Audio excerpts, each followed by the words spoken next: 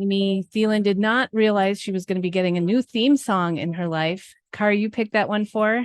I did. It's a new one from Margot Silker called Keep It on the Burner. And even as it started, we were like, this is I've got perfect. I've got friends. my friends, I've got my whiskey, I've got my bourbon. I'm good. Amy Thielen is a James Beard Award-winning author from northern Minnesota.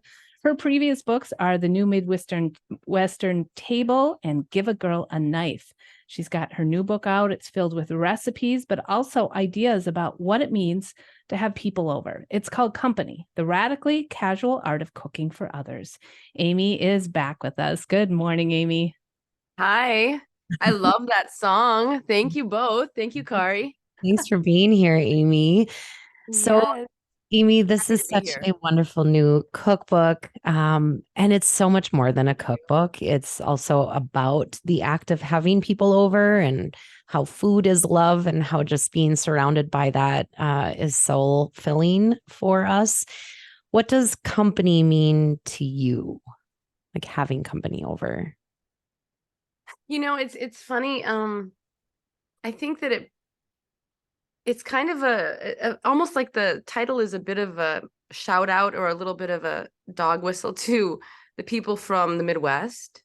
Because when I first proposed it to my editors and my publisher in New York City, they were like, "Yeah, we like that. We like it." And then as we talked more about like what it really meant, I realized that they didn't grow up saying that, a lot of them hadn't grown up saying, well, we're having company, It is kind of a funny word. because I grew up in Park Rapids, very nearby. And that's what I grew up saying. It's my brothers are like, stop, get dressed. We're having company. Mom said we're having company, you know? And I think that people from other areas of the United States or elsewhere, they say things like, we're having people for dinner or we're entertaining tonight. And that was just not so I liked that title that it meant so many things at once, that it was about having people over, which was a good feeling, right? Something to anticipate. And then it was also just, it means collective. And after, the pandemic and all of that, I just feel like that's our strength, that's community. And to me, it connotates such a warmth to it versus the having visitors or having people over feels a little colder. But I also grew up in the Midwest, so maybe that's Uh-huh. why I feel that way. And you know what's funny about it too? It's like that word or that concept here also means that it's that the people who are coming are giving you something. Do you know what I mean? So there's already that reciprocity where you're going to feed them, that's implied, but they're giving you the benefit of their company and they're keeping you company. So yeah, it just felt like once I landed on that title, I was like, that's it. That's just Yeah. the one word. It's the one word title. Well, and as you were describing it, you mentioned your brothers, you mentioned your mom. And to me, it's Uh-huh. a word like company or visit. Like I just remember as a kid, Yeah. you'd go visit the older people in your neighborhood or live down Oh the my road. gosh, I did too. You did too? Yes. That's what we did for fun. I mean, my neighbor Tina, we would get on our bikes and we'd go around the block and we'd go visit Bud the Candyman, and then we'd go walk, the neighbors' dogs. They had two Samoyeds. And then, this is what we did. You did that. Where did you Yes. I grew who up in was on Brainerd. your route? Who was Yeah, on your route, lady? I grew up in Brainerd and it was Grandma Knott and she lived in a mobile home, but she had a piano and she played Styx for us, the band Styx, Come Sail Away. Gosh, a No, no. rock ballad. It was amazing. And then we got cookies too. I So thought you were going to say like chopsticks, which I no. was not expecting It's the band. we would always, and then of course we heard it once. So that would be we would walk in and we're like, Grandma Knott, can we hear this? It was great. That is hilarious, and I wish you had video of that. We would also go visit the nuns who lived next door, right behind us, and they would always give us cookies. Yeah. Right. I mean, So it's much, like, so I don't much know, it's to talk like, about yeah. because you knew some people you didn't necessarily want their cookies, right?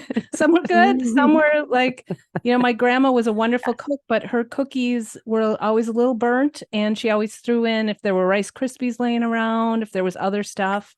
And it would be like, thank you. But you eat it anyway because you're a kid and you got to be nice to your grandma. That's sort of important.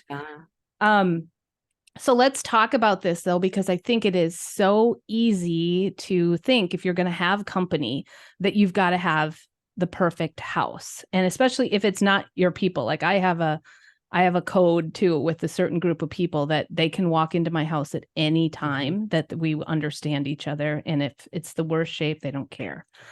Judgment's out. Right. Yes. But let's talk about that a little bit, about how we kind of whip ourselves up before company comes. Well, actually, I really chose to not talk about that too much, except to say, let's not worry about that. Because even when I tried to say, oh, don't worry about it, or in detail, I felt like it was kind of even stoking up my own anxiety about it. And so what I did is I just kind of like I decided that there's a kind of a time in this narrative in the book when I'm talking to my reader. And that this book takes place in the daytime, in the afternoon, when we're getting ready, maybe when we're shopping, and then we're cooking, but that it completely ends. My conversation with you, the reader, ends as soon as people walk in the door. Do you know what I mean? Because it's really, so I don't really want to talk about, right. Yeah, I got obviously everybody's kind of got their own thing. And I don't want to presume that I know. I'm not going to, it just felt too bossy to be talking about like how you should keep your house and stuff like that. I'm a cook, we're talking about the food, and it's really about, let's enjoy this time where we're cooking for other people.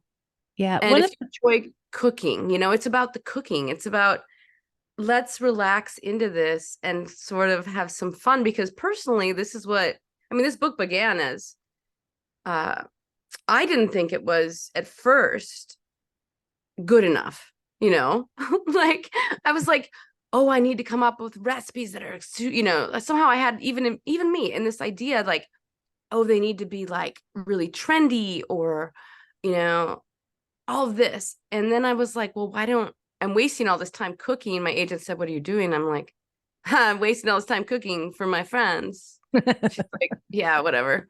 And I thought, God, I'm so stupid. Like, seriously, it's right in front of my face. These are the recipes. This is the book. Yeah. Yeah. Amy, what are your thoughts on, we'll talk more about the book, obviously, but what are your thoughts on when you have people over, if you are not done cooking when they come over? Because I'll just preface this with this crew that I have. There have been many times where I'm not done cooking, but it actually has turned into like this beautiful thing where like the kids are helping roll out the naan or pull out the naan and do, like we kind of get like assembly lines going of people. And obviously I'm very comfortable with them. And the kitchen is where people hang out at our house, as many houses tend to be. But I also sometimes that can be a little stressful too. But what are your thoughts on, like, do you like to have everything kind of done and ready when people get there? I like to have the big stuff done, and also have the big dishes done. Like if there's like a meat thing or a braise or some sort of like crusty pan situation, I like to have the main long cooking done and that stuff put away. But no, otherwise I never ever am finished. I don't know if there's ever been a time. Yeah. Because for a couple of reasons. Number one, I worked in fine dining in New York City, right? For many years. It's been a while now. Don't put me to a test. I couldn't go on Iron Chef, but that was my training. And it was a very like a la minute sort of way of service and cooking. So when an order came in, we would make things very last minute, and, profusion of tasting menus and things like that. And so I just learned, and my mom always did that too. Like she wouldn't make something like a vegetable and let it sit on the counter. She wouldn't let the broccoli like sit and get olive green. It would be like, kids to the table, let's go.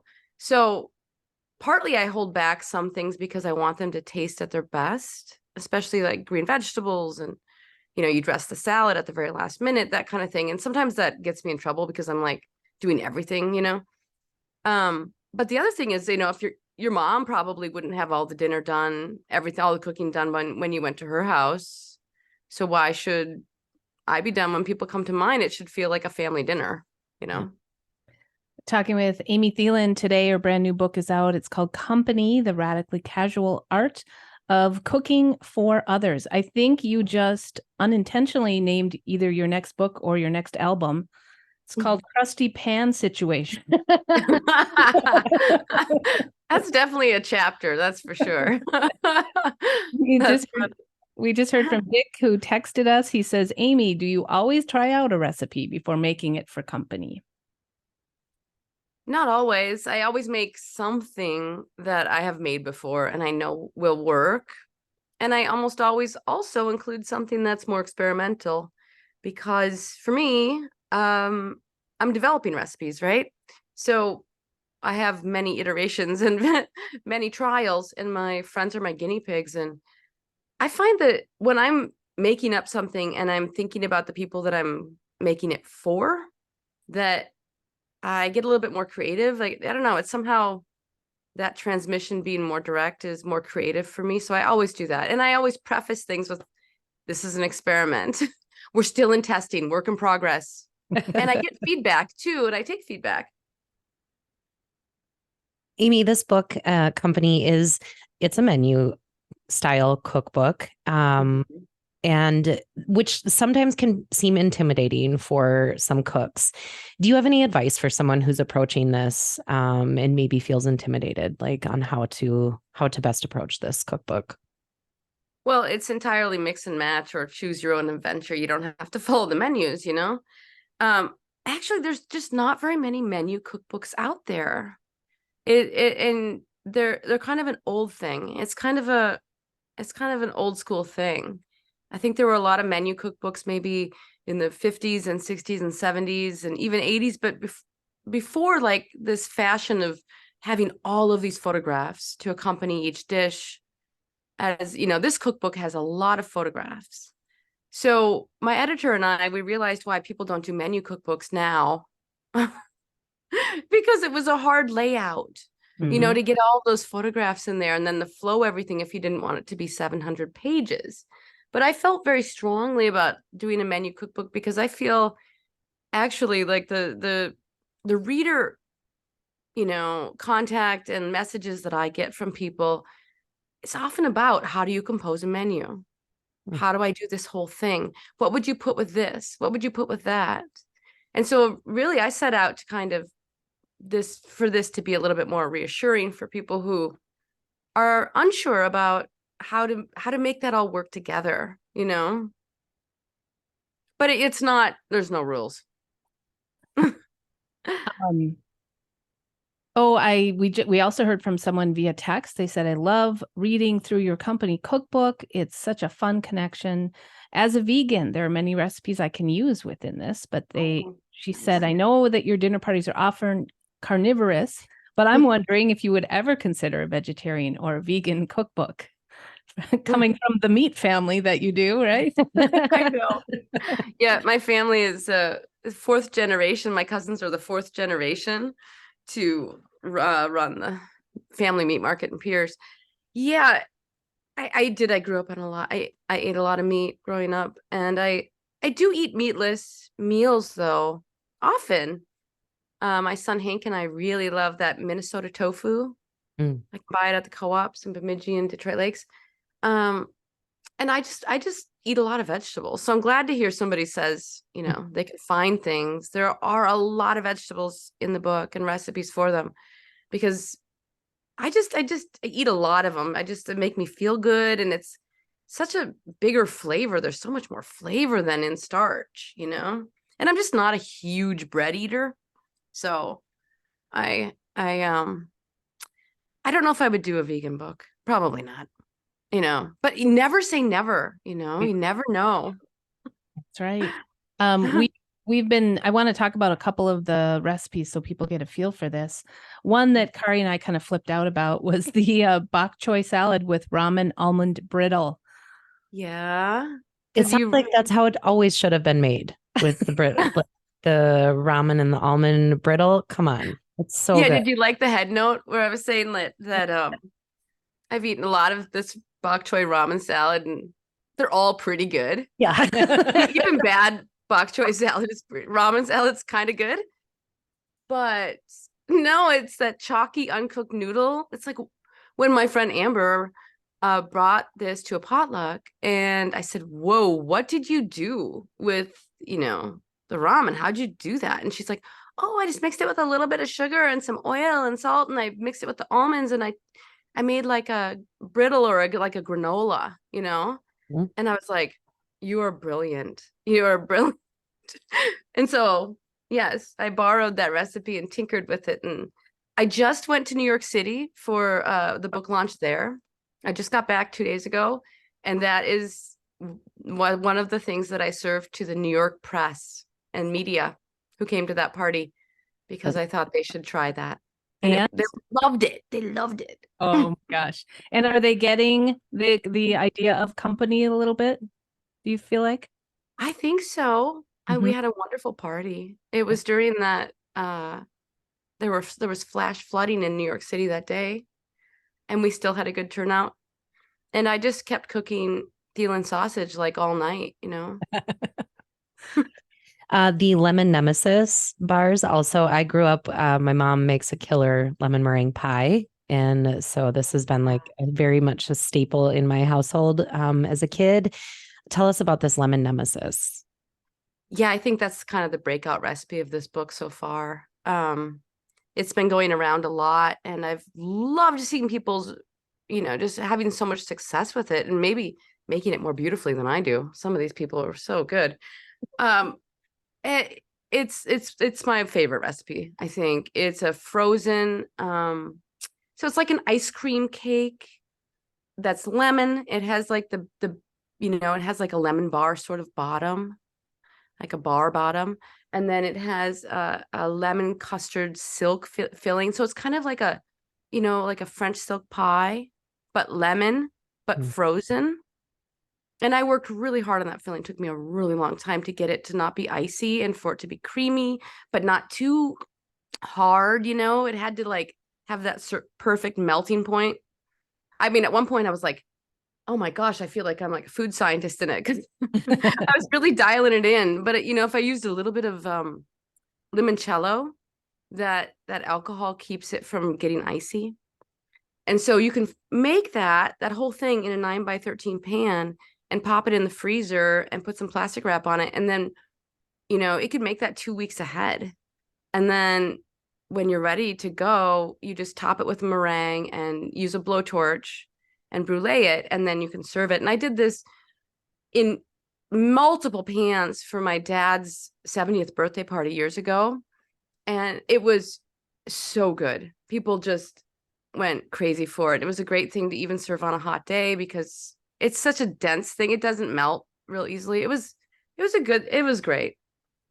I want to make that. That's next on my list. And have you read Lessons in Chemistry? Speaking of food scientists. Which one is that? McGee? Harold McGee or who? No, it's a new Bonnie. fiction book that's about a no. food scientist who is And they're she is a scientist, but then she goes on this pathway of food scientists. I have to write that down. That sounds like it's up my alley. It was good. I wonder if you could talk a little bit about the main dish versus side dishes, because I really liked that idea as I read through your book of like main dish doesn't have to be everything, that you can have some really interesting things on the side, and that kind of alleviated some worry of mine of like I could focus on those the day before perhaps, and then just focus on this. And also like you were explaining as you talk about steak, not everybody needs a giant hunk of steak at the dinner party. Oh, exactly. I mean, the way that, besides meat is so expensive and good steak is so expensive. And I would rather buy the best and serve less of it and just like make another side dish than to buy cheap, thin steaks that I can't cook to medium rare, So I buy like a thick one, and I'll go into a butcher shop, and, if they don't have them cut to 2.5 inches or more, or 2 inches, I make them. I ask them nicely, to hand cut them for me. But the side dishes are really important. And a lot of the recipes in this book there's some really like cool side dishes and vegetables and things like that are fun and interesting. And then there are some really simple ones too, because if you're making a plate and you're making a menu, I'm always careful to kind of get the right meat to starch to vegetable ratio so that everybody who comes to my house and eats feels really good when they leave, that it's not like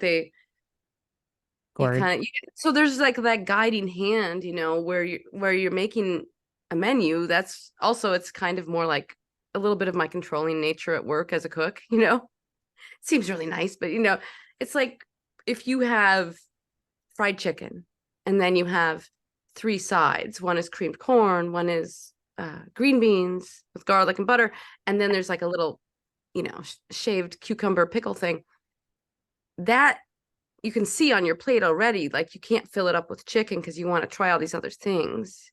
And it's composed so that the juices of one run into the other and it's delicious. You know what I mean? And then you have that little moment on your plate that's memorable. Amy, your cookbook also is so much more in that your writing is a really big piece of it. Has writing always been a part of your professional existence, your personal existence? Is that a piece that's come naturally to you? Yeah, it came naturally, but I've always tried to kind of avoid it because I'm a huge procrastinator. So I went to school for English and not really creative writing, but English. I thought I was going to become like an English professor. That was kind of my thing. And then I just got really, really deeply into, I just got into cooking and moved to New York. And, but I avoided writing for many years. I realized when I was young, right after graduating, that I didn't have anything to write about. And that was true. I just felt honestly that as a 22-year-old or 23-year-old, I'm like, I don't have any authority to do this. I haven't lived. Mhm. I haven't done anything. And so in a lot of ways, my cooking thing, which was, is still an obsession, but I set off on this 15-year path of just cooking, was to do something. It was living. And also cooking really, it's good for my brain to move my hands and to be in a physical job. I feel like it sets my gears. It's good for me, and it was the right thing for me to be doing then. Mm-hmm. But I do love writing, and I appreciate that people like the writing. Yeah, I feel like that's kind of part of what I do for sure. And I wrote the memoir, and that was all writing. That was no recipes. So, yeah. Yeah, I've been on a couple of trips in the last couple months, and I've been schlepping your book around, and it's very heavy, but it's because I want to read it too. I don't want it just for the recipes in it, if that makes sense. Thank you. Yeah. Well, before we go, it's getting a little bit cooler out. Are there dishes you're excited about that you can start making again? Because winter will someday come. Yes. There is a dish that I've got a squash that I picked up at the Bemidji Co-op, and I'm excited for the squash. Huh? What kind of squash? Buttercup. Oh, I just got some delicata, and I'm very excited to make my pasta recipe with that. Yeah. What are you gonna make? Which pasta? Well, it's been a while since it has browned butter in it, and I honestly can't even remember the rest of the recipe. I haven't had this kind of squash in a couple of years, but it was like a regular when I would grow this kind of squash, but it's been, so I need to track down the recipe and then remake it and see if it still holds up to what it is in my mind. Yeah, delicata is good. I love that, and I like buttercup and red curry, which is also that orange one. I like that kind of drier. That's what I grew up with. I didn't grow up with butternut. That would be too watery for my mom. We liked it kind of like rich and dry, and then we put our own butter on it, So I'm going to make that. And there's a recipe in the book that's like a squash bake with a goat cheese custard on top. So it's like this floating custard of eggs and cream and a little bit of goat cheese on top of just like a rich pad of squash. It's a really, that's going to be on my Thanksgiving menu, I think, but it's lovely. And I'm looking forward to that. Sounds lovely. The new book is out. It's called Company, The Radically Casual Art of Cooking for Others. Amy Thielen's been our guest. Thank you so much. It was great to talk to you again. Oh, it's great to be here. Thank you for having me. Thanks, You're welcome. Amy. This is Morning Edition. It's KAXE, KBX.